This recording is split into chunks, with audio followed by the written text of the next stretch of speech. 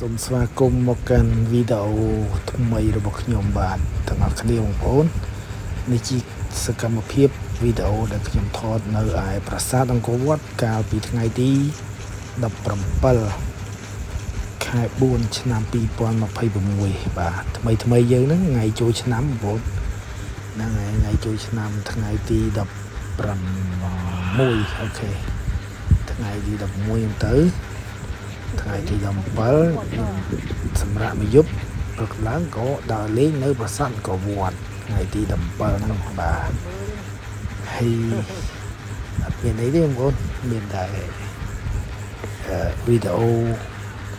ថតចែកជូនបងប្អូនប្រិយមិត្តអ្នកទស្សនានៅក្នុង page របស់ខ្ញុំបាទ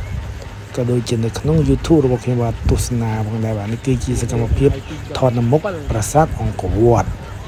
ស្អាតទេបងប្អូនស្អាតទេបាទខ្ញុំខានទៅយូរមួយហើយតើទៅបានទៅថតទៅមកថត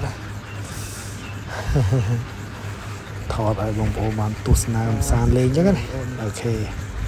ចាប់ដើមចូលទៅប្រាសាទបណ្ដាឲ្យបងប្អូនថតតាមទីធ្លាតាមមុខប្រាសាទអង្គរវត្តតាមអីផ្សេងហ្នឹងហើយឥឡូវខ្ញុំកំពុងថតព្រោះដើរទៅនឹងថតបណ្ដានេះមកដល់មុខប្រាសាទហើយចាប់ដើមរៀបចំដើរទៅប្រាសាទឥឡូវហើយបាទហ្នឹងហើយចឹងទស្សនាទាំងអស់គ្នាបងប្អូនណាទៅថ្ងៃហ្នឹងមនុស្សច្រើនដែរបងប្អូនអើយហ្នឹងហើយទាំងបរទេសទាំងខ្មែរយើងទៅទស្សនាច្រើនថ្ងៃទី17ហ្នឹងគាត់ថាវារៀងក្តៅបន្តិចណាបងប្អូនហ្នឹងក្តៅបន្តិចហ្នឹងហើយគាត់ថាវារៀងក្តៅបន្តិចទេបងប្អូន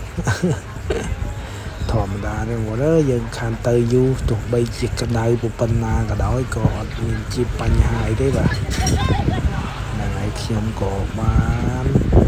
ថតនឹង style អីខ្លះទេបងប្អូនអើយនឹង style ច្រើន style ខ្ញុំថតចូលថតដែរមិនដែររៀងស្អាតមិនស្អាតមិនដឹងទេណាល្អមិនដឹងទេដឹងតែថតមកអេមតែម្ដងហ្នឹងហើយនេះអូខ្ញុំមកថត slow motion មិនក៏មានដែរថតយកទឹកបរាយទឹកថ្លានៅជុំវិញហ្នឹងបាទថតយកអាងទឹកនៅជុំវិញគោហ្នឹងឃើញទេសភាពស្អាតពេញបងប្អូនយើងខានទៅយូរច្រើនទៅចែកឃើញពេលเราថាសប្បាយចិត្តខ្លាំងណាស់សប្បាយចិត្តហ្នឹងហើយក៏ដើរថតកាន់វីដេអូថតដើរស្ដាយពេលវេលាដែលយើងបានទៅលេងហើយចាថត